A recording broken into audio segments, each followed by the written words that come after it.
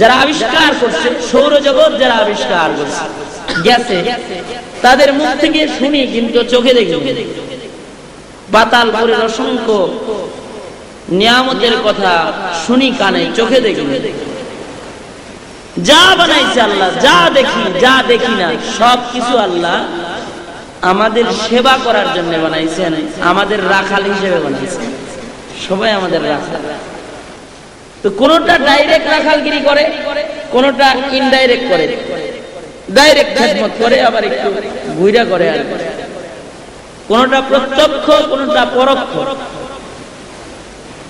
কোনটা আমি বুঝি যে আমার সেবা করতেছে, কোনটা বুঝি না, এতটুকুনি ব্যবহার, কিন্তু সেবাই করে। যেমন সাপ বিচ্ছু আল্লাহ বানাইছেন, সাপ বিচ্ছুরও কিন্তু আল্লাহ আপনার আমার অপকার করতে পারেন নাই, উপকারের জন্য বানাইছেন। সুবহানাল্লাহ, জোরে করেন। এক আল্লাহর ওলি নদীর পাড় দিয়ে হাঁটতেছে, নদীর পাড়ে দেখে বড় ধরনের একটা বিচ্ছু।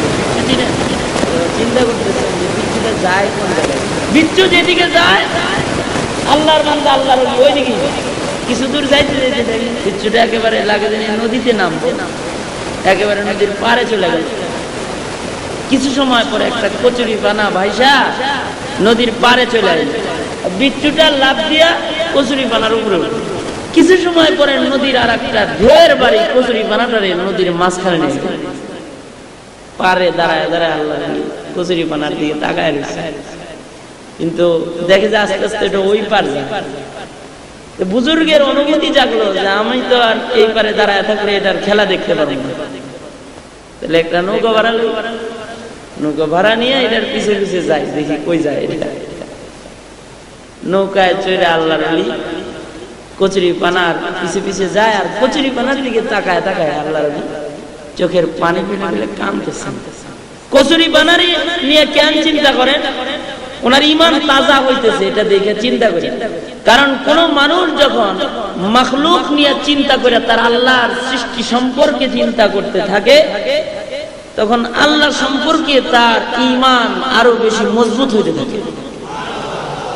আল্লাহ এইভাবে বানাইছে, চিন্তা করলে আল্লাহর বিশ্বাস দৃঢ় হয়। আর যখন কোন মানুষ আল্লাহরে নিয়ে চিন্তা করা শুরু করে, তখন ও নাস্তিক হয়।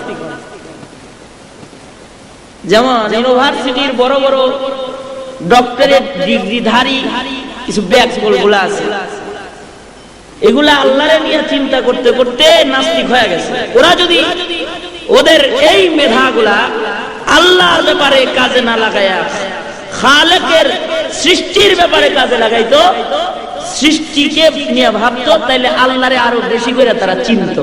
সুবহানাল্লাহ। এজন্য আল্লাহ বলছেন যে আমারে নিয়ে চিন্তা করার দরকার নাই, আমার আকাশটা নিয়ে চিন্তা করো, আমার জমিনটা নিয়ে চিন্তা করো। মরুভূমি আমি উট ছেড়ে দিয়েছি, পানি লাগে না মাসের পর মাস, ওরে নিয়ে একটু চিন্তা করো। আল্লাহ বলেন আফালা ইয়ানজুরুনা ইলাল ইবিলি কাইফা খুলিকাত ওয়া ইলাস সামাই কাইফা রুফিআত ওয়া ইলাল জিবালি কাইফা নুসিবাত ওয়া ইলাল আরদি কাইফা সুতিহাত ফাযাক্কির ইন্নামা আনতা মুযাক্কির লাস্তা আলাইহিম বিমুসাইতির ইল্লা মা তাওয়াল্লা ওয়া কাফার ফায়ুআযিবুহুল্লাহুল আযাবাল আকবার। আল্লাহ বলেন যে আমার উটকে নিয়ে দেখো, ভাবো, আকাশ নিয়ে ভাবো, পাহাড় নিয়ে ভাবো, জমিন নিয়ে ভাবো, আমারে বেশি বেশি চিন বাঁচাই। সুবহানাল্লাহ, জোরে বলেন, আস্তে নয়, আর জোরে বলেন সুবহানাল্লাহ। আল্লাহরে নিয়ে চিন্তা করলে ঈমান নষ্ট হয়। এজন্য এই আল্লাহর ওলি কচুরি পানার উপরে নজর দিয়া নৌকায় বৈশা বৈশা কচুরি পানা দেখে দেখে কাঁদতেছে। কেন কাঁদে? চিন্তা করে একটা কথা। আল্লাহর ওলি চিন্তা করেন, আরে আমি নৌকা দিয়ে নদী পার হওয়ার জন্য নৌকার মধ্যে চললাম, এই বিচ্ছুটা যদি আমার নৌকায় উঠতো তাহলে আমি তারে বাড়ি দিয়ে মারতাম, তাকে আমি নদী পার হইতে দিতাম না। আল্লাহ এই বিচ্ছুকে নদী পার করার জন্য আমার নৌকায় ওঠানোর দরকার নাই, নদীর কচুরি পানাটাকেও আল্লাহ অযথা বানান নাই। আমি বান্দা নদী পার হতে পারি জন্য আমার জন্য নৌকা বানাইছেন, আর কচুরি পানা কি আল্লাহ বিচ্ছুর নৌকা হিসেবে বানাইছেন, অযথা বানায় নাই। সুবহান, চিন্তা এটা একটা কাম দিল তো আকামে বানায় নাই আল্লাহ। কচুরি পানাটা যেতে যেতে নদীর ওই পার গেছে, বিচ্ছুটা লাফ দিয়ে কচুরি পানার ভিতর থেকে নেমে গেছে, নাইমা মরুভূমির উপরে আস্তে আস্তে আগাইছে। বহুদূর যাবার পরে একটা গাছ দেখা যায়, যে গাছের ছায়ার নিচে এক আল্লাহর বান্দা ঘুমাইতেছে, নেককার বান্দা, মাথায় টুপি, গায়ে লম্বা জামা, টুপি পাগড়িটা খুইলা পাশে রাখছে, মুখে দাঁড়িয়ে আছে। রাখাল, আরে রাখালে ছাগলগুলা মরুভূমির উপরে ঘাস খাইতেছে। বিচ্ছুটা যাইতে যাইতে রাখালের মাথার দিকে যেতেছে। বুজুর্গ চিন্তা করলে, আল্লাহ আমারে নদী পার করে আনছে এই বিচ্ছুরে মারবার লেগে, কারণ ও তো এখন কামড় দিবে, তাইলে আমি একটা পাথর হাতে নিয়ে মারি। পাথর একটা হাতে নিয়ে বিচ্ছুটারে মারবেন, তাকাইছেন, তাকাই দেখে বিচ্ছু মারবো কখন, এর আগেই দেখে যে সাপ একটা এই রাখালে কামড় দেওয়ার জন্য বিষধর সাপ একটা রেডি হয়ে আছে। দেখতে দেখতেই দেখলেন যে বিচ্ছুটা আর দেরি করলো না, লাফ দিয়ে সাপের ঘাড়ে উঠে সাপের ঘাড়ে একটা কামড় বিচ্ছুতে বসায়। হায়াতুল হাইওয়ান কিতাবের মধ্যে লেখা হয়, বিচ্ছুর বিষ সাপের গায়ে লাগার সাথে সাথে সাপ প্যারালাইসিসের রোগী হয়ে যায়। আর আস্তে করে সুবহানাল্লাহ, আর একটু আস্তে করেন, গুনাহ হইতে পারে, জোরে কোন সুবহানাল্লাহ। বিচ্ছুর বিষ সাপের গায়ে লাগার সাথে সাথে সাপ প্যারালাইসিসের রোগী হয়ে যায়। বাবাজিরা আমার, চিন্তা করেন, ওই বিচ্ছুটাকেও আল্লাহ আমার খেদমতের জন্য, আপনার খেদমতের জন্য বানাইছেন। কচুরি পানাটাকেও আপনার আমার খেদমতের জন্য পরোক্ষভাবে বানাইছেন। কচুরি পানা দিয়া বিচ্ছুর নৌকা বানায়া বিচ্ছুরে কচুরি পানা দিয়া পার কইরা নদীর এই পার আনলেন। বিচ্ছুর কামড় দিয়া রাখাল আল্লাহর গোলাম, গোলামের পাশে সাপ দাঁড়ায় আছে গোলাম রে কামড় দেওয়ার জন্য। বিচ্ছুর বিষ দিয়া আল্লাহ সাপ রে প্যারালাইসিসের রোগী বানায়া আল্লাহ তার মাখলুক, তার বান্দা মানুষের খেদমত বিচ্ছুর দ্বারায় নিলেন। সুবহানাল্লাহ। তামাম পৃথিবী আপনার আমার গোলামি করে, সেবা করে, কোনটা ডাইরেক্ট করে, কোনটা ইনডাইরেক্ট করে। সাপ উন্নত চিকিৎসা বিজ্ঞান আবিষ্কার করছে, সাপের বিষ দিয়া কেমোথেরাপি, ক্যান্সারের যে ঔষধ, এটার জন্য সাপের বিষ কার্যকরী হয়। সাপের বিষ দিয়ে এই মেডিসিন আবিষ্কার করে। উন্নত চিকিৎসা বিজ্ঞান ইঁদুরের লেজ থেকে মানুষের জটিল রোগের ঔষধ আবিষ্কার করে। ইঁদুরের লেজ, ইঁদুরেও সেবার জন্য। তামাম পৃথিবী আপনার আমার খাদেম। এই কথাটা কার কথা? আল্লাহর কথা, আবার নবীরও কথা। নবী হাদিসে বলেন, আদ-দুনিয়া খুলিকাত লাকুম ওয়া আনতুম খুলিকতুম লিল আখিরাহ। নবী বলেন, তামাম পৃথিবীর সবকিছু আল্লাহ তোমাদের সেবা করার জন্য বানাইছে, আর তোমাদেরকে আল্লাহ আল্লাহর জান্নাত ভোগ করার জন্য বানাইছে। সুবহানাল্লাহ। পৃথিবীতে যত মাখলুক আছে, কোন মাখলুককে কিন্তু আল্লাহ জান্নাত দিব না, মানুষ আর কাউরে দিবে। এখন সবাই যদি আল্লাহর গোলাম হয়ে যায়, তাতে আল্লাহর শর্ট পড়বো না জান্নাত দিতে। আদম নবীর থেকে শুরু করে কিয়ামত পর্যন্ত যত মানুষ আসছে আর আসবে, সবাই যদি আল্লাহর গোলাম হয়ে যায়, তাতেও কি শর্ট পড়বো জান্নাতে? যেদিন আলমে আরওয়াহে রূহ হাজির করে আল্লাহ সবার সাথে কথা বলছিলেন, ওই দিনই প্রত্যেকটা রূহের নামে আল্লাহ একটা করে জান্নাতও বানাইছিলেন। সুবহানাল্লাহ। সবাই জান্নাতি হয়ে গেল, আল্লাহর কোনো অসুবিধা নেই। এখন কারা জান্নাতে যাবে? জান্নাতে যাবে তামাম দুনিয়া আমার গোলামি করে, আল্লাহ বলেন, ও মানুষ, উপরে আকাশটা তোমার গোলামির জন্য বানাইলাম, বারিশ বৃষ্টি বর্ষণ করলো, নিচের জমিনকে তোমার গোলাম বানাইলাম, এক দানা বপন করলা 1000 দানা উঠলো। তোমার বাড়ির কোনায় কাঁঠাল গাছ তোমার গোলাম, বছরে বছরে তোমার কাঁঠাল দিল। আম গাছটাও তোমার গোলাম, বছরে বছরে তোমায় আম দিল। তোমার লতা পাতা গুলা, এগুলো গোলাম, তোমার গরুতে খাইলো, গরু তোমারে দুধ দিল। তামাম পৃথিবীকে তোমার গোলাম বানাইছি বান্দা। এখন তুমি যদি আমার গোলাম হইতে পারো তাইলে তোমার কল্যাণ, যদি তুমি আমার গোলামি করতে পারো তাহলে আমি আল্লাহ তোমাকে আমার সবচেয়ে সেরা জায়গা জান্নাতটা চিরদিনের জন্য মালিক বানায় তোমারে দিয়ে দিব। আর যদি গোলাম না হইতে পারো, মৌতের পরে দুইটা রাস্তা, জান্নাত জাহান্নাম। আমার গোলাম হইলে জান্নাত দিব, আমার গোলাম না হইলে জাহান্নামে আবার জালাম পুরাম। আমরা সবাই কোথায় যাইতে চাই? আর জোরে বলেন, কই যাইতে চান? সবাই জান্নাতে যাইতে চান? সবাই কারা কারা চান যেন হাত তুলেন। এইভাবে তুলেন, এমনি এমনি। নারায়ে তাকবীর, আরো জোরে নারায়ে তাকবীর। কোরআন সুন্নাহর আলো, নারায়ে তাকবীর। জান্নাত দিবেন কি কাজ করলে? গোলামি করলে। কি করলে? গোলামি। একটা আয়াত করছি, এই আয়াত থেকে ধারাবাহিক কিছু কথা আপনাদের সামনে রাখার চেষ্টা করব, যদি আল্লাহ তৌফিক দান। গোলামি করলে আল্লাহ আমাদের জান্নাত দিবেন। গোলামি এবার কাকে বলে এটা আগে। বাবা, নামাজ পড়ার নাম কিন্তু গোলামি নয়, শুধুই মাত্র রমজানুল মুবারকে রোজা রাখার নাম কিন্তু আসল গোলামি নয়। হজ্জে বাইতুল্লাহ করার নাম আসল গোলামি নয়। যাকাত প্রদানের নাম আসল গোলামি নয়।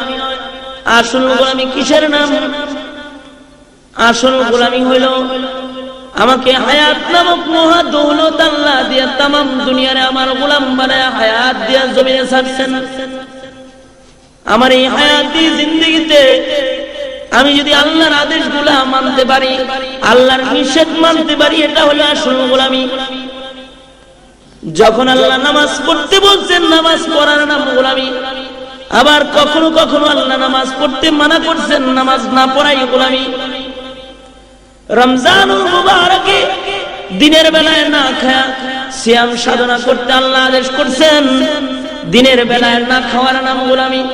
শাওয়ালের চাঁদ উঠছে, এবার দিনের বেলায় না খায়া থাকা হারাম। ঈদের দিনে খাবার খায় আনন্দ ফুর্তি করাই আল্লাহর আদেশ। রোজা না রাখা খাবার খাওয়ার নাম আমি আল্লাহর গোলামি। সুবহান। আদেশ মানা নিষেধ মানা। যা আদেশ করলেন এটা মানবো, যা নিষেধ করলেন তার থেকে বিরত থাকবো, এটার নাম। মা যদি তার সন্তানকে কোনো আদেশ দেয়, মায়ের আদেশ যদি সন্তান মানে, তাহলে মা সন্তান তারপরে খুশি হয়ে যায়। বাবা যদি তার সন্তানকে কোনো আদেশ দেয়, বাবার আদেশ যদি সন্তান মানে, তাহলে বাবার সন্তান তারপরে খুশি হয়ে যায়। বড় ভাই যদি তার ছোট ভাইয়ের কোনো আদেশ দেয়, বড় ভাইয়ের আদেশ যদি ছোট ভাই মানে, ছোট ভাইটার পরে বড় ভাই খুশি হয়ে যায়। উস্তাদ যদি, শিক্ষক যদি তার ছাত্রকে কোনো আদেশ দেয়, শিক্ষকের আদেশ যদি ছাত্র মানে, ও ছাত্রটার পরে তার শিক্ষক খুশি হয়ে যায়। আল্লাহ বলেন, বান্দা আমি তোমারে কিছু আদেশ করছি, কিছু নিষেধ করছি। তামাম পৃথিবীর মালিক আল্লাহর আদেশ যেই বান্দা মানবে, আল্লাহর নিষেধ যেই বান্দা মানবে, ওই বান্দার পরে তামাম পৃথিবীর মালিক আল্লাহ খুশি হয়ে যান। আল্লাহ যার পরে খুশি হয়ে যান তার জন্য জাহান্নামের আগুন চিরদিনের জন্য হারাম। এমনই আল্লাহর 3টা আদেশ আর 3টা নিষেধ মাখা একটা আয়াতে কারিমা আপনাদের সামনে তেলাওয়াত করছি। যার মধ্যে আল্লাহর 3টি আদেশের কথা আছে, আল্লাহর 3টা নিষেধের কথা আছে। আয়াতটা বড় বরকতি একটা আয়াত পড়ছি। কোরআন শরীফের মধ্যে যতগুলো আয়াত আছে 6666 আয়াত। এই 6666 আয়াতের মধ্যে সবচেয়ে দামি আয়াতটা বলছে, যে আয়াতটার দাম সবচেয়ে বেশি এবং যে আয়াতের তিলাওয়াত শুনে বহু মানুষ মুসলমান হয়েছে, সেটা পড়ছি আপনাদের সামনে। যে আয়াত সম্পর্কে বলা হয় যে আপনার আমার নবীর কাছে যদি এই একটা আয়াতই নাজিল হইতো, আর কোন আয়াত যদি নাও আসতো, আর নবী যদি এই এক আয়াত নিয়েই উম্মতের কাছে মেহনত করতেন, তাহলে মুহাম্মদী মিশন জমিনে প্রতিষ্ঠিত হওয়ার জন্য এই একটা আয়াতই যথেষ্ট ছিল। তাফসীরে মাজারিতে আল্লামা সানাউল্লাহ পানিপথী রহমাতুল্লাহ আলাইহি কথা বলছেন। সুবহানাল্লাহ বলেন, আর জোরে পড়েন সুবহান। দামি আয়াত, খুব দামি একটা আয়াত পড়ছেন। 114টা সূরা আছে, প্রত্যেকটা সূরারই নাম আছে। নাম ছাড়া কোনো সূরা কোরআন শরীফে নেই। আমরা কিন্তু নাম ছাড়া কোনো মানুষ এখানে নাই, আছি একজন। নাম ছাড়া কোনো সূরাও আল্লাহর কোরআনে নাই। বাকারাতুল শব্দের অর্থ কি? গাভীর। সূরাতুল বাকারা মানে গাভীর সূরা, এই তো হলো অর্থ, তাই না? এই সূরার ভিতরে গাভীর একটা ঘটনা আছে, এই গাভীর বর্ণনা সূরায় আছে, এজন্য সূরার নাম সূরাতুল গাভী, সূরাতুল বাকারা। তারপরে সূরা সূরা আলে ইমরান। আলে ইমরান মানে ইমরানের বংশ। ইমরান আলাইহিস সালাতু ওয়াস সালাম যে পয়গম্বর ছিলেন, ওই পয়গম্বরের বংশের বর্ণনা এই সূরার ভিতরে আছে, এজন্য এই সূরার নাম সূরা আলে ইমরান। তাহলে বেমিল হইছে। ইউসুফ আর জুলাইখা বিবির কিসসা সূরা আছে, সূরার নাম সূরা ইউসুফ। হযরতে মারিয়াম আলাইহিস সালাতু ওয়াস সালামের কাহিনী সূরার ভিতরে আছে, সূরার নাম সূরা মারিয়াম। মাকড়সার কথা সূরার ভিতরে আছে, এজন্য সূরার নাম সূরা আনকাবুত। আনকাবুত মানে মাকড়সা। নমল পিপিলিকা, পিপিলিকার বর্ণনা সূরার ভিতরে আছে, সূরার নাম সূরা নমল। আরেকটু সহজে আপনাদেরকে বুঝাই, যে সূরা আপনারা সবাই চিনেন, কোরআন শরীফের শেষ সূরা সূরা নাস। নাস শব্দটা সূরার ভিতরে আছে, সূরার নাম সূরা নাস। ঠিক তেমনি কোরআন শরীফের 16তম সূরা, যার নাম সূরা নাহল। নাহলুনের কথা সূরার ভিতরে আছে, এজন্য সূরার নাম সূরা নাহল। নাহলুন মানে হলো মৌমাছি। আপনারা সবাই মৌমাছি চিনেন, পিছনের বাইরেও চিনেন। মৌমাছি কামড় দিলে আরাম লাগে, তারে কয় মৌমাছি, তাই না? তাহলে ব্যথা লাগে, মানুষ মোটা হয়ে যায় কামড়াইলে তাড়াতাড়ি, ওষুধ ছাড়া মোটা। কিন্তু এটা কি খালি কামড়ায় নাকি খেদমত করে? মধু সংগ্রহ করে মানুষের সেবা করে। এই মৌমাছির কথা সূরার ভিতরে আছে, এই জন্য সূরার নাম সূরা মৌমাছি মানে সূরা নাহল। এই সূরার 90 নম্বর আয়াত তেলাওয়াত করছি আপনাদের সামনে। আরেকটা সংবাদ শোনাই, সংবাদটা একটু খেয়াল করে শুনলে মনে থাকবে ভালো। কোরআন শরীফ পড়া শুনি না বহু কাফের মুসলমান হয়েছে, কথা তো অনেক আগে থেকে শুনেছেন, তাই না? কিন্তু যেই আয়াতটা শুনি না সবচেয়ে বেশি কাফের মুসলমান হয়েছে, ওই আয়াতটাই আপনাদের আজকে তেলাওয়াত করে শুনেছি। সুবহানাল্লাহ। আল্লাহ আমাদের আয়াতের মধ্যে 3টা আদেশ করেন। কয়টা আদেশ বাবা? আরো জোরে বলেন, কয়টা আদেশ? মুখস্থ করে যেতে পারে। আল্লাহ আমাদের আয়াতের মধ্যে 3টা আদেশ করেন। ইন্নাল্লাহা ইয়া'মুরু বিল আদলি ওয়াল ইহসান ওয়া ইতা'ইল কুরবা। এই 3টা হলো আল্লাহর আদেশ। ওয়া ইয়ানহা, আল্লাহ নিষেধ করেন 3টা। আনিল ফাহশাই ওয়াল মুনকারি ওয়াল বাগি, 3টা নিষেধ দেন আল্লাহ। 3টা আদেশ আল্লাহর আছে আয়াতের মধ্যে। তিনটা নিষেধ আল্লাহ আমাদের দান করেছেন। আবার আল্লাহ বলতেছেন, বান্দা ইয়াইদুকুম, আমি আল্লাহ কিন্তু তোমাদের নসিহত করতেছি, ওয়াজ করতেছি এই ছয়টা, যে তিনটা কথা আমার তোমরা মানবা, তিনটা নিষেধ আমার মেনে চলবা, আমি তিনটা আদেশ দিলাম পালন করবা, তিনটা নিষেধ আমি দিলাম, এই তিনটা নিষেধ থেকে তোমরা বিরত থাকবা। লাআল্লাকুম তাযাক্কারুন, লাআল্লা ফি কালামিল্লাহি লিতারাজ্জি ওয়াল ইয়াকিন, ইয়াকিনের অর্থ দেয় নিশ্চয়তার অর্থ দেয়। লাআল্লা শব্দ যদি কালামুল্লাহর ভিতরে আছে নিশ্চয়তার অর্থ দেয়। আল্লাহ বলতেছেন, বান্দা আমার এই ছয়টা কথা যদি তোমরা মানতে পারো, নিশ্চয়ই তোমরা চরিত্রওয়ালা আদর্শ মানুষ হয়ে যাইবা, জমিনের উপরে জান্নাতি মানুষ হিসেবে দাঁড়াইতে পারবা। সুবহানাল্লাহ। এই ছয়টা গুণ যদি কোনো ব্যক্তির ভিতরে আসে, ব্যক্তি চরিত্রবান হয়ে যাবে। যদি কোনো সমাজে আসে, সমাজ চরিত্রওয়ালা হয়ে যাবে।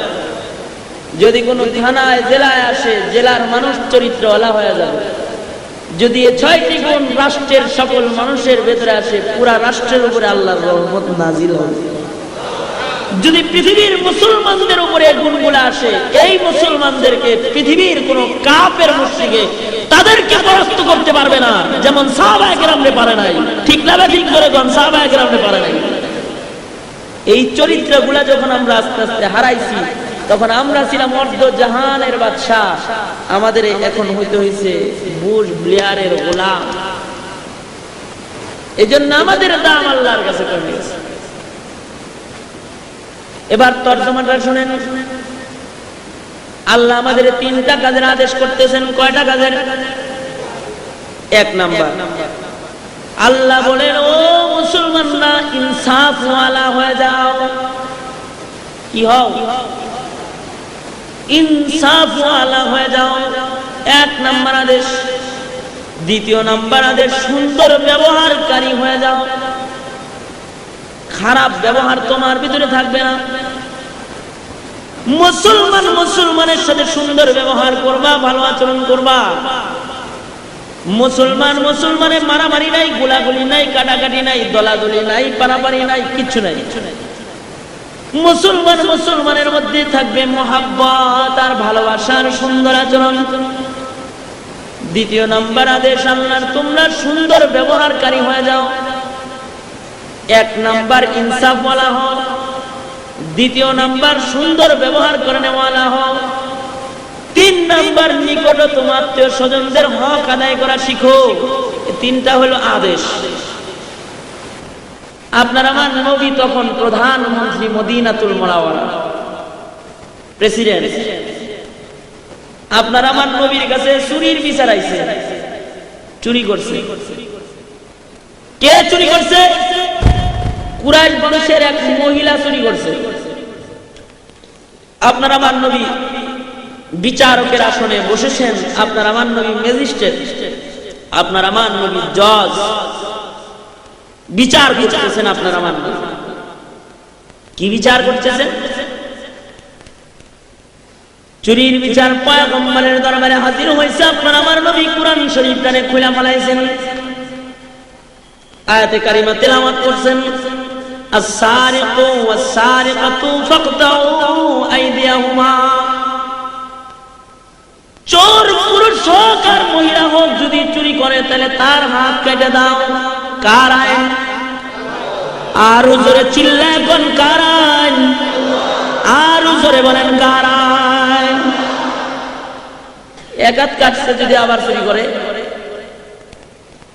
তাইলে এক পাও কেটে দাও। আবারও যদি চুরি করে তাহলে আর এক হাত যেটা আছে এটাও কেটে দাও। আবারও যদি চুরি করে আর একটা পাও আছে এটাও। তারপরেও যদি চুরি করে তাহলে লুহা এমনি দাঁড় করে শুলে চলে। কার বিধান?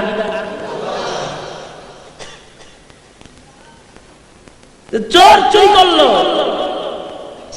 ওই যে জুনায়েদ বাগদাদী রাহমাতুল্লাহি আলাইহি বাগদাদ শহর দিয়ে যাইতেছে, দেখে একজন শুলে চড়ায় রাখছে, দুই হাত নাই, দুই পাও নাই। বলতেছে এটার কি হয়েছে রে?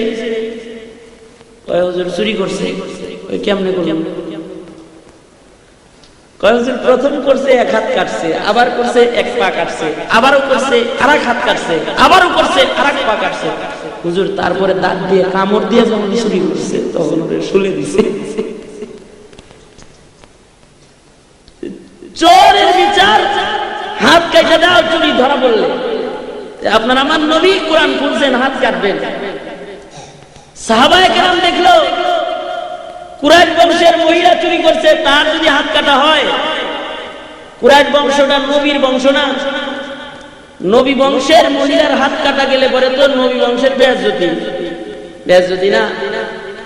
তাহলে একটা কাজ করো, নবী মনে হয় জানে না যে এটা কুরাইশ বংশের মহিলা, একটা সুপারিশ নবীর কাছে পাঠায় দাও, নবী এটা কুরাইশ বংশের মহিলা, তার হাত কাটার থেকে তার একটা আঙ্গুল কেটে একটু শিথিল করলে ভালো হয় বিচার। নবী আলাইহিস সালাতু ওয়াস সালামের কাছে সুপারিশটা নিয়ে যাবি কেডা? কয় যার সাথে সম্পর্ক ভালো সে যা। কয় কার ভালো? আবু বকর, ওমর, ওসমান, আলী, তোরা যারা আছেন একজন যা। কয় আমি পারব না, আপনি যান। আমি পারব না, আপনি যান। সাহাবী খালি একজন আর একজনকে দেখায়, আপনি যান। তো একজন আছে একটু বুদ্ধিমান, ও কয় যে আরে আমরা তো বুঝি, বুঝমান হয়ে সুপারিশ করলে তো সমস্যা। যে কিছু বুঝে না তারে ধরে পাঠায় দেয়, তাতে কোনো অসুবিধা নেই। বুঝে না কে? একটা মাসুম বাচ্চা টাচ্চা ধরে পাঠায় দেয়, যারে নবী মহব্বত করে। বাচ্চা তো আর বুঝে না, আমরা যা বলে দেব খবরটা খালি দেয়, টপ করে বলে কারে দিবা? বলে উসামারে পাঠায় দেয়। নবীজির পালক ছেলে হযরতে যায়েদ ইবনে হারেসা, তার ঘরে একটা নবীর নাতি হইছে, নাম রাখছেন নবী উসামা। এই উসামারে পাঠায় দাও। উসামারে নবী খুব মহব্বত করে, নবীর নাতি তো, নাতি যায় দাদার কানে কানে বলে এলে কোনো অসুবিধা নেই। পালক ছেলে কিনে, পালক ছেলে কেমনে হইছে? খাদিজাতুল কুবরার চাচাতো ভাই 4টা গোলাম বাজার থেকে কিনছেন। হযরতে খাদিজার দরবারে এসে বলে, খাদিজা 4টা গোলাম বাজার থেকে কিনে আনছি, আমার ইরাদা, আমার নিয়তে একটা গোলাম আপনারে আমি হাদিয়া দিব। 4 জন আপনার সামনে দাঁড় করায় দিলাম, এর মধ্যে যারা আপনার পছন্দ হয় ওইটা আপনি নিয়ে যান। খাদিজাতুল কুবরা 4টা গোলাম দাঁড়ায় রয়েছে, কিন্তু হযরতে যায়েদের চেহারা দেখে উনার পছন্দ হয়েছে যে যায়েদ ছেলেটা ভদ্র ছেলে হবে। চেহারা দেখলে ভদ্র অভদ্র চেনা যায় না?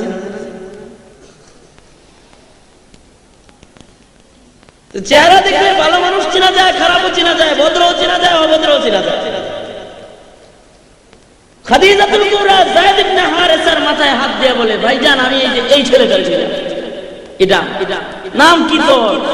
আমার নাম যায়েদ ইবনে হারেসা, আমার বাবার নাম হারেস। রাতের বেলায় আমার পয়গম্বর বাড়িতে আসেন। খাদিজাতুল কুবরা আমার পয়গম্বরের কাছে যায়, বলে পয়গম্বর আপনার জন্য একটা হাদিয়া আছে। পয়গম্বর আমার কাছে একটা গোলাম হাদিয়া ছিল, গোলাম দিয়ে আমি কি করব? ও পয়গম্বর একটা গোলাম আমার কাছে হাদিয়া আসছে, পয়গম্বর আমি আমার গোলামটা আপনারে হাদিয়া দিয়ে দিলাম, এই যে নেন যায়েদরে আপনারে হাদিয়া দিয়ে দিলাম।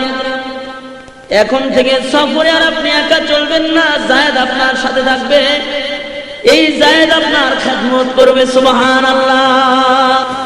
এই ছেলেটারে পয়গম্বর খুব বেশি মহব্বত করেন। তাইফের মাটিতে যেদিন দাওয়াত দিতে গেছিলেন ওদিন ওই যায়েদের সাথে নিয়ে গেছিলেন। আপনার আমার নবীর কষ্টের সফর হলো মোট 2টা। কয়টা?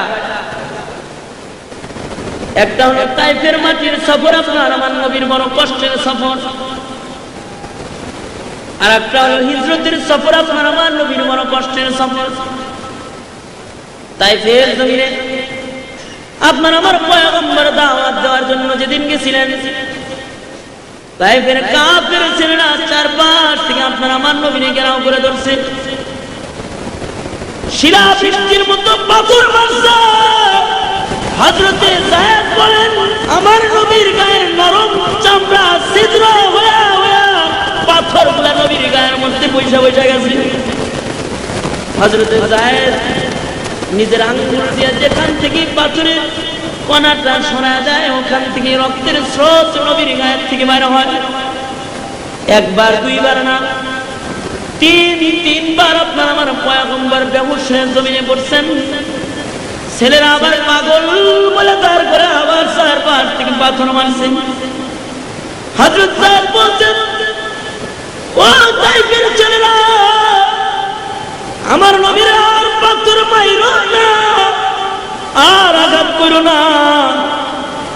তাইফের ছেলেরা রে আমি যায়েদ আমার দেহটা পাইতে দিলাম, যতবার মন চায় আমার পাথর মার, এই লোকটারে আর তোমরা পাথরের আঘাত দিও না। এই হলো কষ্টের সফরের সাথী হযরতে যায়েদ। নবীর প্রেমের সাগরে ডুব দিয়ে পয়গম্বরের ছেলে হইছেন। যায়েদের ঘরে একটা ছেলে হইছে নাম উসামা। নবী উসামারে যায়েদের চেয়ে বেশি মহব্বত করেন, বুকে লন নবী উসামারে। গোলামের ছেলে, রাখালের ছেলে, কিন্তু পয়গম্বর তারে বুকে নিয়ে ঘুমায়। সাহাবায়ে কেরাম হযরত উসামারে পাঠায় দিলেন, উসামা যাও তোমার নানার কাছে দাদার কাছে একটা খবর বলে আসো, যেই মহিলার চুরির বিচার তোমার দাদার দরবারে গেছে ওটা হলো কুরাইশ বংশের মহিলা, যদি হাত কাটা হয় তাহলে বংশের ইজ্জত নষ্ট হয়ে যাবে, তুমি যা বলে আসো। পয়গম্বর যেন কুরাইশ বংশের মহিলা হিসেবে তার বিচারটা একটু শিথিল করেন। উসামা ছোট মানুষ, বুঝে নাই। হযরত উসামা নবীর কাছে চলে গেছে, যে কেমনে বসছে আপনার আমার নবীর পেটের উপরে যায়, দুই পা দুই দিক দিয়ে আছে, পেটের উপরে বসছে, যে নবী হেলান দিয়ে বসা, এইখানে যায় বসছে। নাতির এরকম করে না দাদা। হযরত উসামার মাথাটা নবীজির ঘাড়ের উপরে আছে, মুখটা নবীর কানের দিকে ফিরানো, কোনো কথা বললে কেউ আর শুনবো, বুঝতেছেন? এইবার যদি কোনো কথা বলে দেয় কেউ শুনবে, এমন মহব্বতের লোককে সুপারিশ করলেন, দাদা যে বিচারটা আসছে এটা কুরাইশ বংশের বিচার, এটা সহজ করলে বংশের ইজ্জত পাচ্ছে, এটারে বলে ইনসাফ। আপনার আমার নবী বসা ছিলেন, লাভ দিয়ে দাঁড়ায় গেছেন। আপনার আমার নবীর কপালে রক্ত জমাট বেঁধে গেছে, আপনার আমার নবীর চেহারা লাল হয়ে গেছে,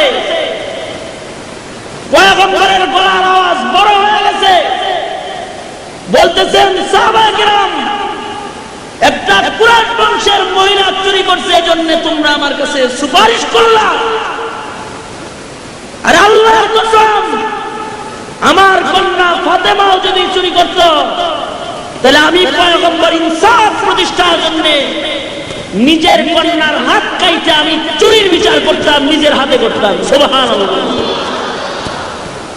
এটা বলে ইনসাফ, এটা আল্লাহর আদেশ। আল্লাহ বলেন ইনসাফ প্রতিষ্ঠা করো। ব্যক্তি জীবনের যাররা পরিমাণ আমল থেকে শুরু করে রাষ্ট্রীয় জীবন পর্যন্ত সকল জায়গায় ইনসাফ আনয়ন করো, শান্তিতে থাকবা, চরিত্র ভালো, ইনসাফ ওয়ালা হয়ে যাও, জালেম হবে না। এক দানার জুলুম করা যায় না। সাহাবায়ে কেরাম এক মুসলমানের বাগানের খেজুরের বিচিটা পর্যন্ত না বলে নিজের বাগানে নেয় নাই। সুবহানাল্লাহ, আস্তে না জোরে কোন, আরো জোরে সবাই মিলে চিল্লায় কোন সুবহানাল্লাহ। এটা সাহাবায়ে কেরামের চরিত্র। আমরা পরেরটা খাইরা দুইরা যত খাইতে পারে তত হে ভালো মানুষ। এক নাম্বার ইনসাফ প্রতিষ্ঠা করো, এক নাম্বার কি? দ্বিতীয় নাম্বার ওয়াল ইহসান, আল্লাহ বলেন সুন্দর আচরণ ভালো ব্যবহার প্রতিষ্ঠা করো। কি ব্যবহার? ভালো আচরণ ভালো ব্যবহার প্রতিষ্ঠা করতে বলছেন আল্লাহ রাব্বুল আলামিন। তার মানে কি? ভালো ব্যবহার কারে কয়? ভালো ব্যবহার হলে একজন আরেকজনের সাথে দেখা হলে মুখ ফিরায় রাখা, গরিব মানুষ কাছে এলে বিরক্ত হওয়া, নাকি একটু কালো মানুষ যদি পাশে এসে ঘেঁষে বসে তাহলে একটু দূরে সরে বসে, ভালো ভালো। অথবা কারো অকল্যাণ চাওয়া, খারাপ ব্যবহার। একজন আর একজনকে সালাম দেওয়া হলো ভালো ব্যবহার। একজন আর একজনকে খবর নেওয়া, ভাই আপনি কেমন আছেন, আপনার গরিব তাই গিয়েছি, আপনার শরীরটা ভালো ভাই। পাশাপাশি বাড়ি, আপনি জমিদার সাহেব আর সে রিক্সাওয়ালা, তাই কি দেখা হইলে হাইসা কথা বলে জিজ্ঞাসা করা, ভাইজান কেমন আছেন, ভালো। দেখা হইলে সালাম দেওয়া, আসসালামু আলাইকুম। একেবারে এমপি সাহেব এমপিগিরিতে পাস করতে দেয়, একেবারে আপনার সালাম দিব না, আগে তো সবাই দেয় সালাম দিচ্ছে। এটা কিন্তু ইনসাফ, সুন্দর ব্যবহার। সুন্দর ব্যবহার হইলো ধনী হাইটা যাবে, গরিবরে সালাম দিতে দিতে যাইবে। নেতা হাইটা যাইব, সাধারণ মানুষকে সালাম দিতে দিতে যাইব। প্রজা হাইটা আসবে, নেতাদের সালাম দিবে। শ্বশুর জামাইরে দিব, জামাই শ্বশুররে দিব, দুটোটাই চলবে, দুটোটাই ভালো ব্যবহার। ভিক্ষুকরাও সালাম দেওয়া লাগবো, জিজ্ঞেস করা লাগবো, ভাই আপনি কেমন আছেন। আমরা এটা পারি না, আমরা পারি উল্টাটা। সালাম তো নাই, উপকারও তো করি না আমরা।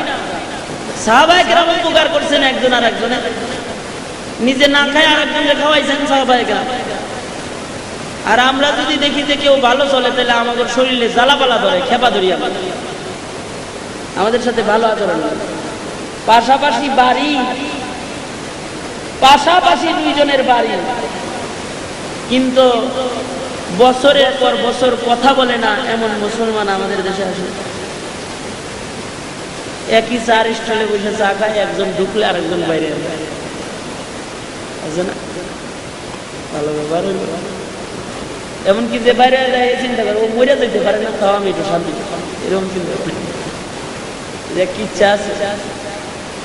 এক বেটা দেওয়ার সামনে দেখছি, দেওয়া এসে বলছে, কিছু নিবি? নিব না মানে? দিলে তো নিবই, দিলে সারে গেলে। তবে শর্ত আছে, শর্ত হলো তোরে যদি একটা দিই, পাশের বাড়ি ওলারে দুইটা দিব। যে আব্দুর রহিম, যার হাতে তোর কাইজা, নিবি? ওরে দেখতেই আমি পারি না, ওরে দুইটা দিব, আমার একটা দিব, আমার লাগবো না, এরকম যাও। সকালবেলায় বিবিরে বলছে, বিবি পায়া ধন হারাইছে, ওকে দিতে চাইছিল, কিন্তু যে আমাকে যারা দেখাই যায়, আমাকে একটা দিলে ওরে দুইটা দিবার চাই, এই জন্য নেই। বিবি আবার চালা, এটা তুমি কি করলে? ওর নয় দুইটা আশা এলো, তাও তো আমাকে একটাই তো চাইতে। যার লেগে করি চুরি, হেই কয় চোর। ভাবলাম তুমি বেজার হইবে, আর ওহের বাড়ি দুইটা এলে, তুমি আবার রাখবা। আমার পূর্বে রুহুল আমিন ভাই কইছে না, বিবির কথা না শুনলে তো বেজার। বিবির কথা তো সবাই শুনে, কে না শুনে। বর্তমানে তো কিয়ামতের সবচেয়ে বড় আলামত হইলো পুরুষরা মহিলাদের কথায় চলে, এটা সবচেয়ে বড় আলামত। কারণ আমাদের প্রধানমন্ত্রী, বিরোধী দলীয় নেতৃত্ব থেকে শুরু করে আমাদের ঘর পর্যন্ত সবই হেরা। ঠিক আছে, ওই যে রাজায় কইছে উজির রে, উজির, আমার রাজ্যের লোকেরা কার কথায় চলে রে? আমার কথা শুনেনি, আমি যে এদের জন্য এত কিছু করি। উজির আসলে পাজি টাইপের, ও কয় আপনার কথায় কচুটাও চলে না, সব যার যার বিবির কথায় চলে। এখন অন্য জগৎ, এখন আগের জমানা নাই, সবার বাড়িতে বাড়িতে রাজা আর নেতা আছে, আপনারে মানার দরকার থাকে। রাজা গেছে কি রে কয়, সারা জিন্দেগি যাদের জন্য ব্যয় করলাম, তারা নাকি কেউ আমার কথা শুনে না। রাজা তাই একটা সমাবেশ ডাকো, পরীক্ষা করবো কে আমার কথায় চলে আর কে অন্যের কথায় চলে। যে আমার কথায় চলে আমি তার সাথে আছি, যে আমার কথা শুনে না আমি তার সাথে নাই। উজির একটা সমাবেশ ডাক দিছে, সমাবেশের মধ্যে বসা রাজা মশাই বক্তব্য দিতেছে। কি বক্তব্য বলতেছে? সম্মানিত আমার প্রজামণ্ডলী,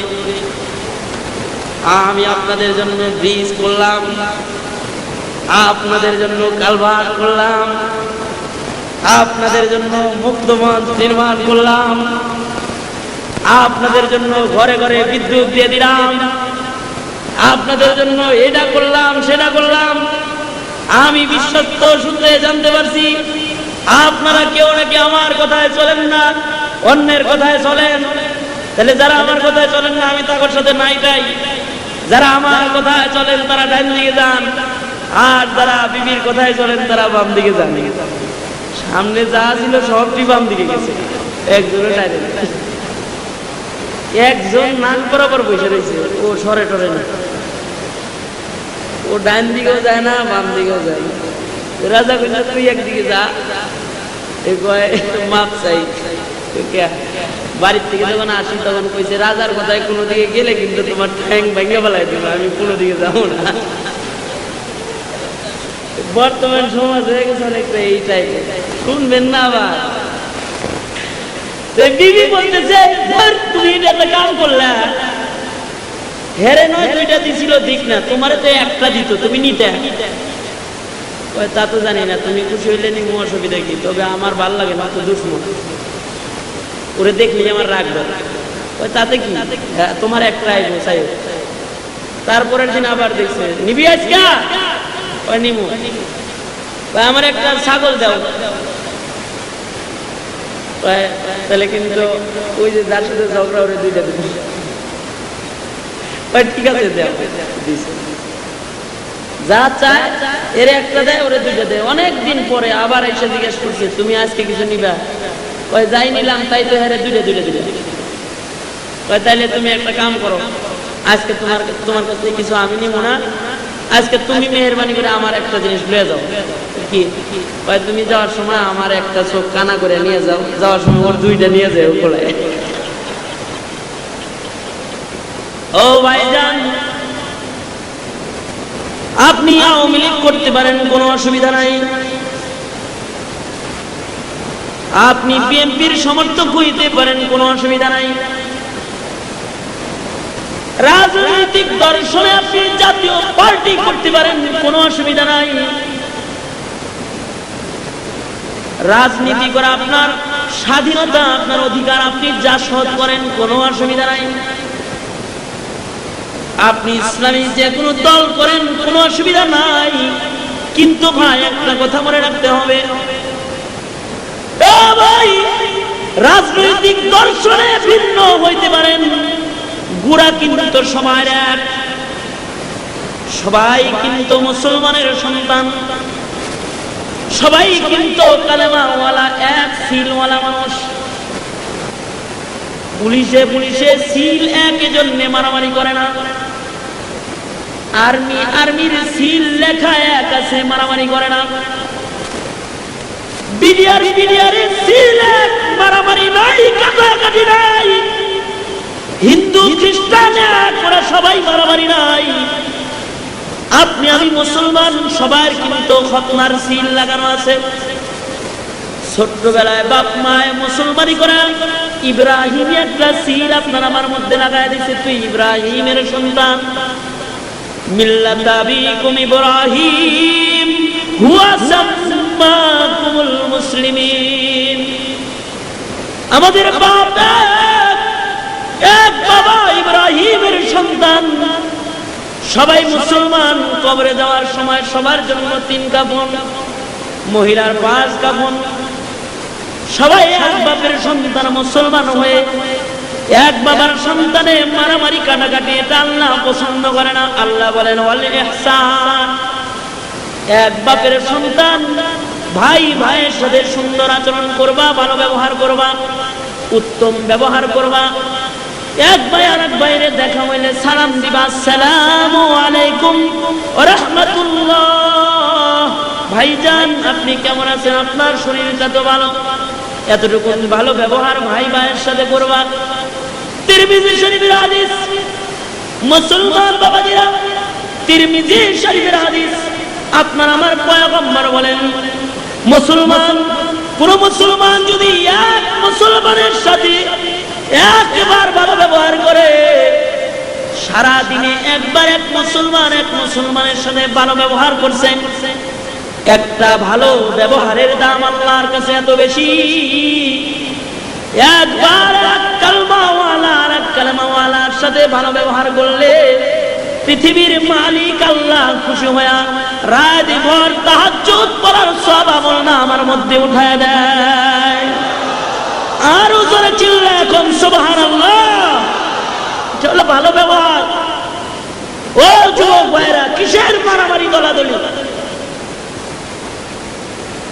ব্যালট পেপারে সিল ভিন্ন হইতে পারে, চরিত্রের সিল এক। সবাই মুসলমান, এই জন্য মুসলমানে মারামারি নাই। একটা ছোট্ট একটা ঘটনা শুনাই, তারপরে বাকি তর্জমা তখন করে ফেলাম। মদিনাতুল মুনাওয়ারা থেকে 350 মাইল দূরে এক যুবকের বাড়ি। যুবক যাইব মদিনাতুল মুনাওয়ারায়, রওনা দিছে। 350 মাইল মরুভূমির পথ পাড়ি দিতে হবে, পাথর পিচ্ছিল পথ, বন্দুরগিরি পথ, পাহাড়ি অঞ্চল, মরুভূমির রৌদ্রের ভিতরে পার হয়ে 350 মাইল পার হইলে তারপরে মদিনা। এত দূরে তার বাড়ি। আগের জায়গার রাস্তাঘাট তো খারাপ ছিল, 350 মাইল যাইতে অনেক সময় সপ্তাহের পর সপ্তাহ লেগে যেত। পাহাড়ি এরিয়া, বিশ্রাম নিত, আবার যেত, আবার বিশ্রাম নিত, আবার যেত। মরুভূমি তো রোদ্রের বেলায় চলা যেত না, রাত্রে চলতো, যদ্দূর আগায় রাত্রে আমদাবো না। আর মরুভূমিতে চললেই ক্লান্ত হয়ে যেত অল্প সময়। এই নওজোয়ান যুবক, এক যুবক 350 মাইল দূর থেকে মদিনায় যাত্রা আরম্ভ করছে। মোটামুটি 150 মাইল চলে গেছে, অর্ধেক রাস্তার বেশি অতিক্রম করছে। প্রায় দিনের বেলায় খুব ক্লান্ত হয়ে গেছে, দিনে সফর। তো মনে মনে একটা খেজুরের বাগান তালাশ করতেছে। যদি খেজুর গাছের ছায়া পাওয়া যায় তাহলে বাগানে নিরাপদে একটু ঘুমাইলাম। সামনে যাই দেখে একটা খেজুরের বাগান, ভিতরে ঢুকে নিজের উটটা খেজুর গাছের গোড়ায় বাঁধা নিজে ছায়ার মধ্যে ঘুমাইছে। ক্লান্ত মানুষ, শুইতে দেরি হয়েছে, ঘুমাইতে আর দেরি হয় না। কিন্তু এই উটটা খেজুর গাছের গোড়ার থেকে ছুটে গেছে, দুর্বল বাঁধন হয়েছে, হাঁটাহাঁটি করতেছে। উট এমন জায়গা দিয়ে হাঁটতেছে যে জায়গায় চারা বুনছে, চারা খেজুর গাছের চারা চাষ করতেছে যেখানে, ওইখান দিয়ে উট হাঁটা শুরু করছে। খেজুরের বাগানের মালিক ক্ষিপ্ত হয়ে গেছে। বুড়া মানুষ লাঠি বর দিয়ে হাঁটে। এই বেচারা আইসা চারার ভিতরে সে যায় তো আর ওটা আনতে পারে না, এই জন্য এদিক থেকে ঢিল মারছে। ঢিলটা এত জোরে একটা ঢিল মারছে, একটা চুক্কা পাথর মারছে যে মাথার হাড়ের ভিতরে লেগে হাড় ফাইটা ছিদ্র হয়ে গেছে। তো উটের মাথা দিয়ে রক্ত বাইরে হইতে হইতে এক পর্যায়ে উটটা রক্তক্ষরণ অবস্থায় মারা গেছে।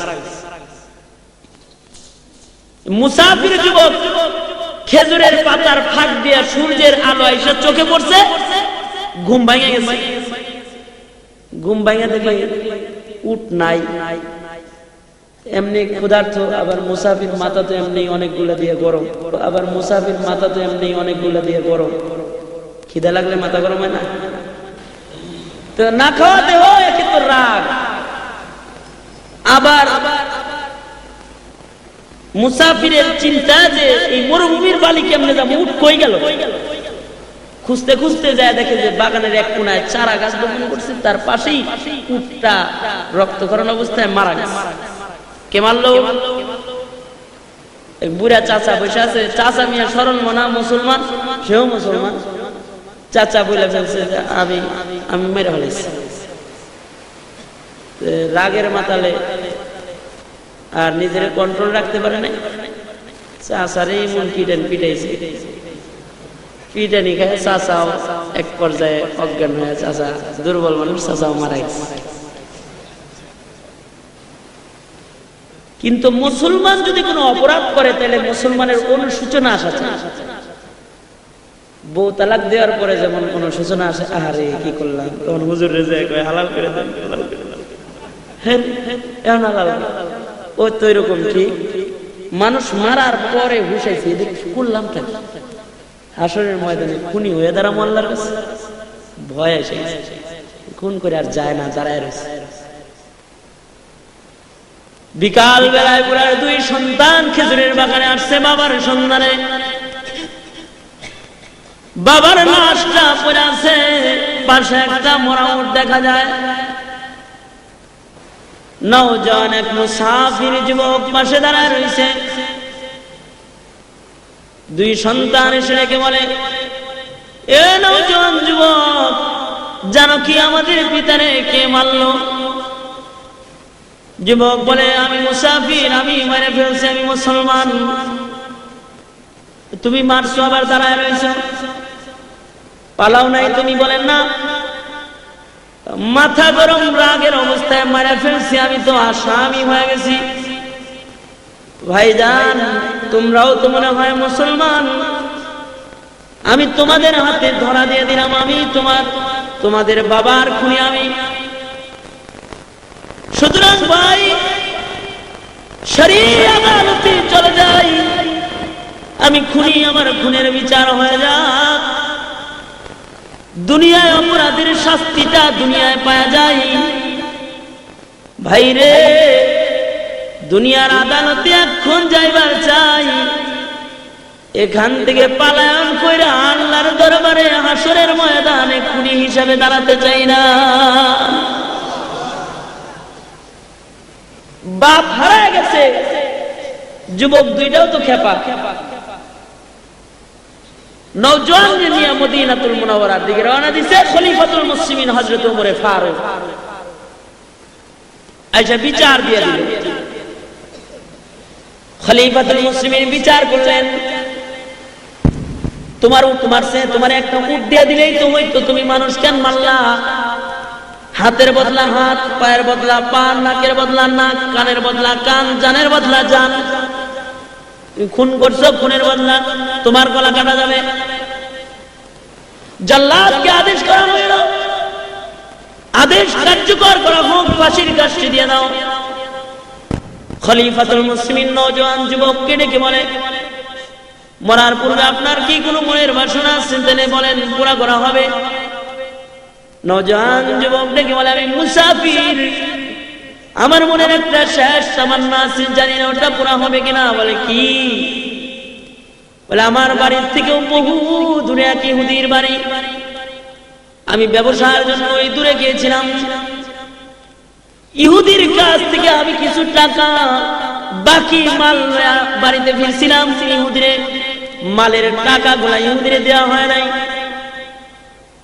ওই ইহুদির বাড়ি আমার বাড়ির কেউ চিনে না ইহুদি আমার বাড়ি চিনে না মুসলমান হিসাবে বিশ্বাস করে আমার মাল সম্পদ বাকি দিছিল ও খলিফাতুল মুসলিমিন আমি যদি এই ঋণ পরিশোধ না করি তাইলে ইহুদি সারা জীবন মুসলমানদেরকে খিয়ানতদার বলে গালি দিবে আমি আমার ভয় পাইতেছি না আমি মুসলমান জাতির ভবিষ্যতের ভয় পাই আমি মুসলমান হয়ে যদি ঋণ পরিশোধ না করি তাইলে ইহুদি সারা জনম মুসলমানদেরকে পরের হক নষ্ট করে খায় এই কথা বলে বলে গালি দিবে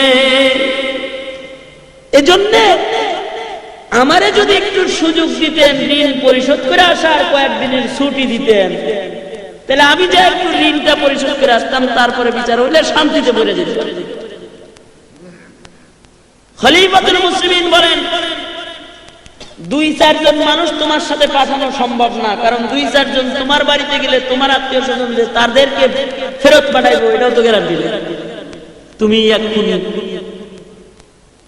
আর 10 জনে মিলে আমার 3 লোককে মেরে ফেলাই দিলে হলো আর 3 খুন জোড়া আর তোমার সাথে যে এই মুহূর্তে 20-25 জনের কাফেলা পাঠিয়ে দিব এটাও সম্ভব নয় কারণ সাহাবায়ে কেরাম এখন যুদ্ধের ময়দানে দলে দলে মুসলমানরা জায়গায় জায়গায় আছে সুতরাং একটা প্রসেস আছে তুমি যদি এটা করতে পারো তাহলে তোমার ছুটি পাওয়া যাইতে পারে সেটা হলো তুমি তোমার পক্ষ থেকে তোমার একজন আত্মীয়রে আমাদের কাছে আমানত রাখো তুমি যদি না আসো আর ওই দুই যুবক যদি বিচার দাবি করে তাহলে তোমার জায়গায় তোমার আত্মীয়রে জবাই দিবে, তুমি যে বিচার ঋণ পরিশোধ করবে।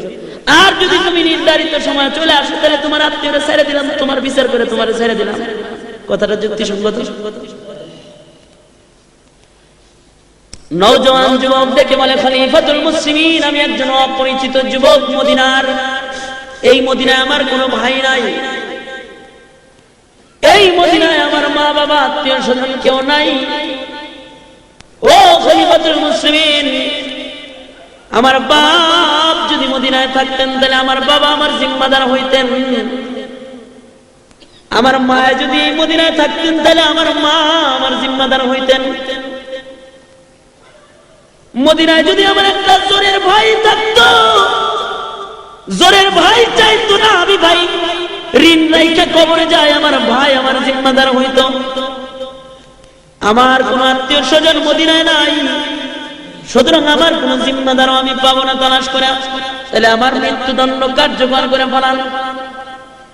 খলিফাতুল মুসলিমিন আদেশ করলেন কার্যকর করো। ঠিক এমন সময় পয়গম্বরের একজন সাহাবী দুইটা হাত তুলে রেখে বলে থামুন, ও খলিফাতুল মুসলিমিন, আমি আমার এই ভাইয়ের জিম্মাদার হয়ে গেলাম, আমার ভাইকে ছুটি দিয়ে দেন ঋণ পরিশোধ করার জন্য। যিনি হাত তুলেছেন তার নাম হযরত আবু যার গিফারি রাদিয়াল্লাহু তাআলা আনহু, সাধারণ সাহাবী নয়, যিনি পয়গম্বরের খাদেম ছিলেন।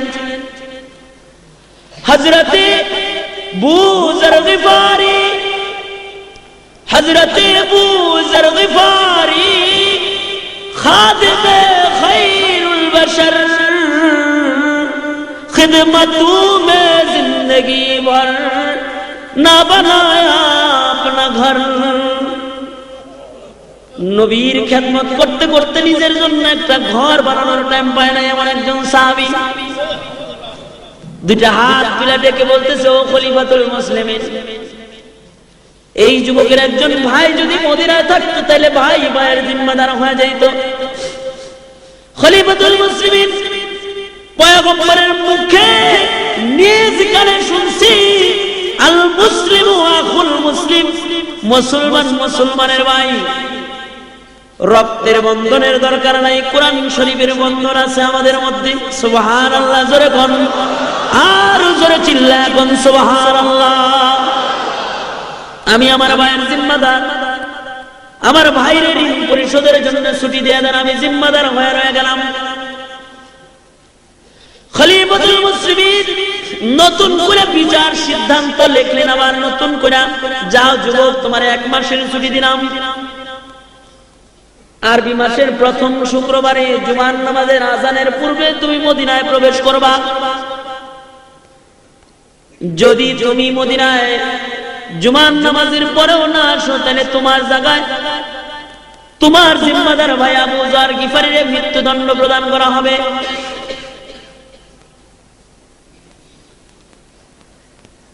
নওজোয়ান যুবক ঋণ পরিশোধের জন্য যাত্রা আরম্ভ করলো নিজের বাড়ির দিকে। খলিফাতুল মুসলিমিন পিতার হত্যার দাবিতে বাদী পক্ষ যে দুইজন, তাদের নায়িকা বললেন, আপনারাও চলে যান, আরবি মাসের প্রথম শুক্রবারে জুমার নামাজ মদিনার পয়গম্বরের মসজিদে আপনারা পড়বেন। জুমার নামাজের পরে নওজোয়ান যুবক যদি ফেরত না আসে তাহলে আবু যারের গলা কাটা হইল, আপনাদের বিচার আপনাদেরকে দেওয়া হবে। নওজোয়ান যুবক বাড়িতে চলে গেছে, বাড়িতে যা ঋণ পরিশোধ করার জন্য ইহুদির কাছে গেছে। ঋণ পরিশোধ করে নওজোয়ান যুবক বাড়িতে আইসা সুন্দর সুন্দর জামা কাপড় গুলা পরিধান করছে, দ্রুতগামী একটা ঘোড়ারে সুন্দর করে সাজাইছে, সজ্জিত হয়ে আতর গোলাপ মাইকা মার কাছে যায় বলে, মা গো, মা, ও মা, আমি তোমার সন্তান, মারে তুমি তো চাও না তুমি হাসরের ময়দানে খুনি সন্তানের মা হয়ে দাঁড়াও।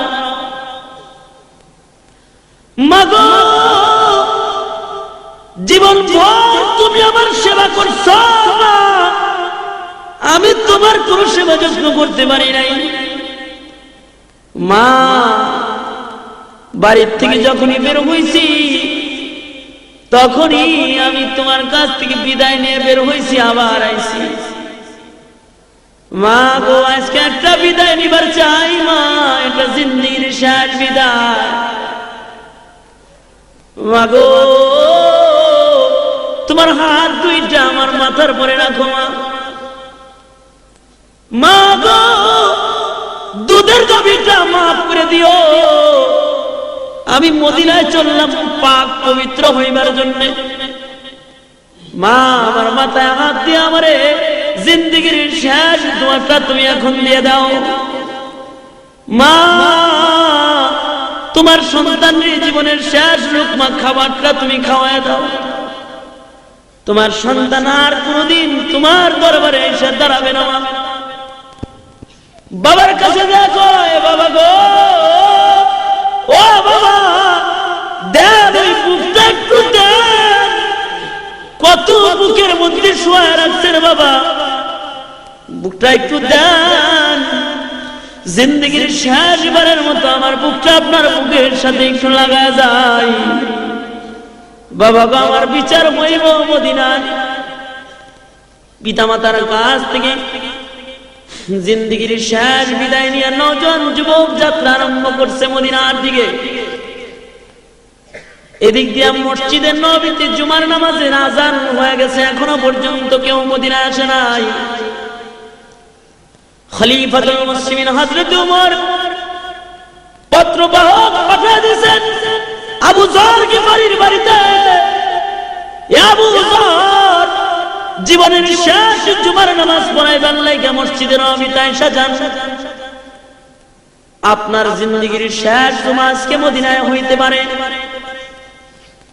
আপনার ভাই যদি ফেরত না আসে তাহলে আপনার ভাইয়ের জায়গায় আপনার মৃত্যুদণ্ড প্রদান করা হবে। হযরত আবু যর গিফারি জিন্দেগির শেষ জুমার নামাজের প্রস্তুতি নিয়ে মদিনায় পয়গম্বরের মসজিদে হাজির হয়ে গেছে। খলিফাতুল মুসলিমিন জুমার নামাজের ইমামতি করেছেন, সালাম ফিরাইছেন, আসসালামু আলাইকুম ওয়া রাহমাতুল্লাহ, আসসালামু আলাইকুম ওয়া রাহমাতুল্লাহ। নামাজ শেষ হয়ে গেছে।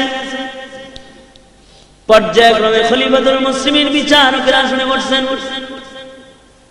9 জন দুই যুবক দুই ভাই আয়েশা বাবার হত্যার মামলা বিচার দাবি করছে। খলিফাতুল মুসলিমিন আদেশ প্রয়োগ করলেন, জল্লাদ রে। খলিফার চোখ দিয়ে ঝর্ণার মতো পানির ফোঁটা গড়ায় গড়ায় পড়তেছে। একটা নির্দোষ মানুষকে একজন দোষী মানুষের জায়গায় মৃত্যুদণ্ডের আদেশ। বলা হইল, জল্লাদ আবু যর গিফারিকে মৃত্যুদণ্ড প্রদান করা হোক। এই শব্দটা মদিনার মুসলমানদের কানে পৌঁছার সাথে সাথে পুরো মদিনায় কান্নার রোল পড়ে গেছে। কারণ এতেও স্বাভাবিক একজন কোন সাহাবী নয়, বড় দামি সাহাবী। আবু যর গিফারি এমন একজন সাহাবী, হযরতে জিবরাইল আলাইহিস সালাতু ওয়াস সালাম আপনার আমার নবীর কাছে আসছে। আয়েশা বলে, পয়গম্বর ওই যে চাদর মুড়া দিয়ে হাইটা যায় আপনার সাহাবী আবু যর। নবী বলেন, জিবরাইল আমার সাহাবী আবু যর আপনি কেমন করে চিনেন? জিবরাইল বলে, পয়গম্বর গো আপনার সাহাবী আবু যর শুধুই মাত্র আমি জিবরাইল চিনি তা নয়, আকাশে আল্লাহর যত ফেরেশতা আছে আসমানের সকল ফেরেশতারা আপনার সাহাবী আবু যর চিনে। দুইটা কারণে আকাশের ফেরেশতারা আবু যর গিফারিরে চিনে, দুই কারণে। এক নাম্বার লিসিগারি আলা নাফসিহি, নিজের নিজে খুব ছোট মনে করে আল্লাহ যদি জাহান্নামে দিবার লেগে কোনো মানুষ বানায় থাকে তাইলে মনে হয় আমারে বানাইছে। আর একটা কারণ হলো লিকাসরাতি তিলাওয়াতি সূরাতুল ইখলাস। সূরা ইখলাস নামে একটা সূরা আছে যা 3 বার পড়লে খতমের সওয়াব জমা করা হয়। কুল হুয়াল্লাহর সূরা এমন একটা সূরা যা 3 বার পড়লে খতম কোরআন শরীফের সওয়াব হয়। আবু যর এই সূরাটা এত বেশি তেলাওয়াত করে যে তার আমলনামায় এত খতমের সওয়াব আছে যা অন্য কোন মানুষের আমলনামায় নাই। সুবহানাল্লাহ।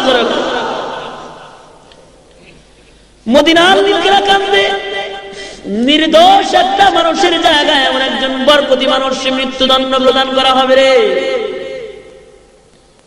মদিনার সবাই কাঁদতেছে কিন্তু একজন হাসে। হযরত আবু যর গিফারি হাসতেছেন। লোকেরা বলে, আবু যর তুমি হাসো, কেন হাসো? আবু যর বলে, তোমরা কেন কাঁদো? কাঁদো না, আমি আমার নবীর শাফাত কিনতেছি, আজকে শাফাত খরিদ করতেছি আমার নবীর।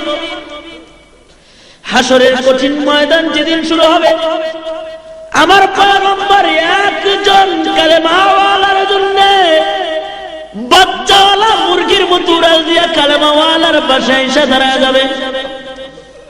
যে পয়গম্বর একজন কালেমাওয়ালার জন্য বাচ্চাওয়ালা মুরগির মতো উড়াল দিবেন, আমি সেই পয়গম্বরের একজন কালেমাওয়ালার জন্য জান বিলাইতে পারতেছি।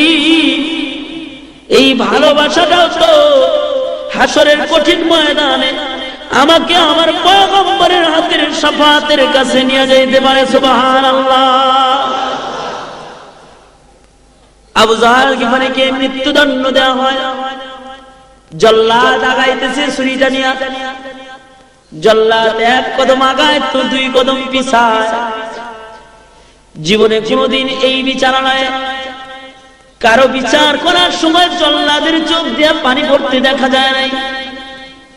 আবু যর গিফারি সামনে জল্লাদ যায় আর চোখের পানি ফেলে কাঁদে, কারণ এতদিন বিচারের মঞ্চে আসামিরা উঠাইতো, আজকে একটা জান্নাতি সার্টিফিকেট ওয়ালা মানুষকে উঠাইছে।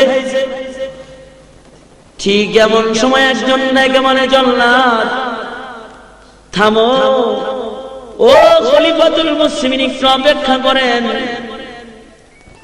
ওই যে নজর করে তাকায় দেখেন মদিনার বালু ঝড় উড়াকে যেন মদিনায় আসতেছে।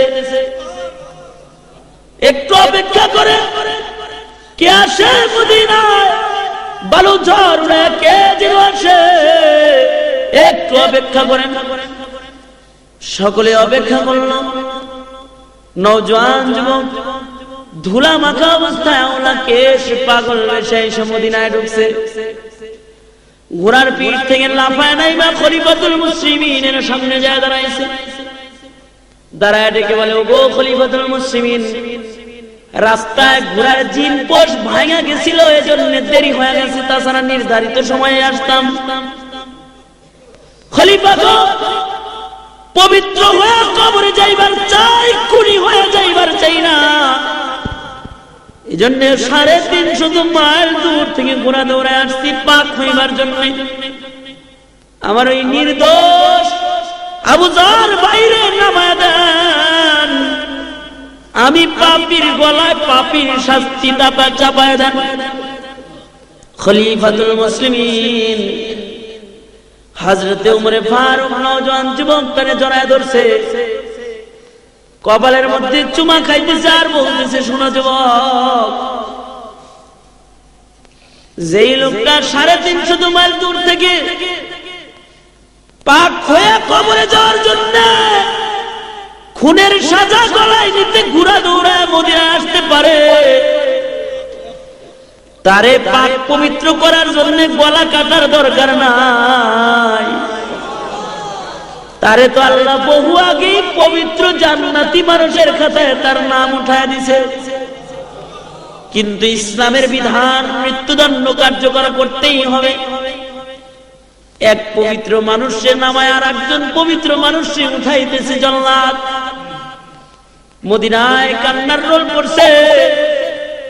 ঠিক এমন সময় আরো দুইজন মানুষ দাঁড়ায় বলতেছে, ও খলিফাতুল মুসলিমিন, যেই নওজোয়ান যুবক 350 মাইল দূর থেকে পবিত্র হইবার জন্য মদিনা আসতে পারে, সে কোনদিন ইচ্ছা কইরা মানুষ মারতে পারে না। ও খলিফাতুল মুসলিমিন, আমরা ওই দুই যুবক যারা বাবার হত্যার বিচার আপনার কাছে দিয়া আমাদের এই মুসলমান বাইরে ফাঁসির আদালতে দিয়া গেছিলাম, ও খলিফা আজকে একটা নতুন দরখাস্ত করতেছি, খলিফা গো, বাপের হত্যার বিচার ক্ষমা করে দিলাম, ওই জায়গা থেকে বাইরে নামা দেন, বুকে করে আপন ভাই বানায় নিজের বাড়ি নিয়ে যায়। এটা হলো মুসলমান মুসলমানের ভালোবাসা। আল মুসলিম আখুল মুসলিম, মুসলমান মুসলমানের ভাই। এজন্য আল্লাহর 3টা আদেশ, 1 নাম্বার ইনসাফ ওয়ালা হও, 2 নাম্বার ভালো আচরণ ওয়ালা হও, সুন্দর ব্যবহার ওয়ালা হও, একজন আর একজনের জন্য জানের জান হয়ে যাও। যদি মুহাব্বত আমাদের মধ্যে থাকতো, সারা পৃথিবীর মুসলমানরা যদি একজন আর একজনের ভালোবাসতাম, আল্লাহর কসম করে বলতে পারি, ওই লাল চামড়ার কুকুররা আপনার আমার পয়গম্বরের ব্যঙ্গচিত্র আইকে আপনাকে বেইজ্জতি করতে পারতো না। ঠিক না? ঠিক করে করতে। আসুন এই রবিউল আউয়াল মাসে পয়গম্বরের মুহাব্বত ভেতরে আইনা, পয়গম্বরের যে সকল দায়িত্ব পয়গম্বর রেখে গেছেন, এগুলোর রক্ষণাবেক্ষণ আমরাই করতে পারি পয়গম্বরের উম্মতেরা। আল্লাহ আমাদের সকলকে তৌফিক দান করেন, আমিন। রব্বানা আতিনা ফিদ দুনিয়া হাসানাহ ওয়া ফিল আখিরাতি হাসানাতাও ওয়া কিনা আযাবান নার।